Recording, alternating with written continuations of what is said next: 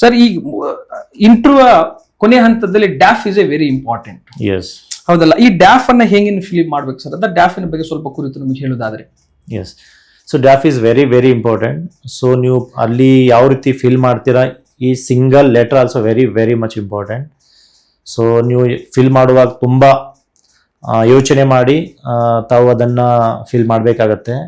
So ಅದರಲ್ಲಿ basically you will write your name. So you might be get some questions on your name also, why, who has been kept your name, what is the meaning ಅವರ ಕೇಳ್ತಾರೆ, ಮತ್ತು discussions ಕೂಡ ಆಗುತ್ತೆ.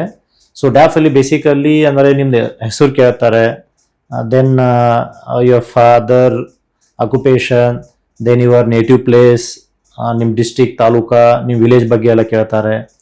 So next ಬಂದುಬಿಟ್ಟು ನಿಮ್ಮದು extra curriculum activities ಆಗಿರಲಿ, sports, NCC, scouts ಏನೋ ಯಾವುದಾದ್ರು ಇದ್ದರೆ ಅದನ್ನು ತಾವು ಫಿಲ್ ಮಾಡಬೇಕಾಗತ್ತೆ. ಮತ್ತು ಆ ವಿಷಯಗಳ ಬಗ್ಗೆನೂ ಚರ್ಚೆ ಕೂಡ ಆಗುತ್ತೆ. ಸೊ ಹಾಬೀಸ್ ಬಗ್ಗೆನೂ ಚರ್ಚೆ ಕೂಡ ಆಗುತ್ತೆ.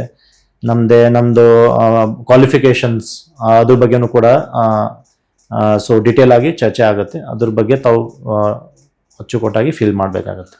ಸೊ ಸರ್, ನಮಗೆ ರಿಸಲ್ಟ್ ಬಂದಾಗ ನಮಗೆ ಒಂದು ಲೆಟರ್ ಅನ್ನು ಕೊಡ್ತಾರೆ. ಆ ಲೆಟರ್ ಇವೆಲ್ಲ ಅಂಶಗಳಿರ್ತವೆ. ಅದನ್ನು ಬಹಳ ಅಚ್ಚುಕಟ್ಟಾಗಿ ನೀವು ತುಂಬಬೇಕು ಅನ್ನೋದು ನಿಮ್ಮ ಉದ್ದೇಶ ಅಥವಾ ನಮ್ಮ ವಿದ್ಯಾರ್ಥಿಗಳು ತಿಳಿಸ್ಕೊಡುವಂತ ಅಂಶ ಆಗಿದೆ.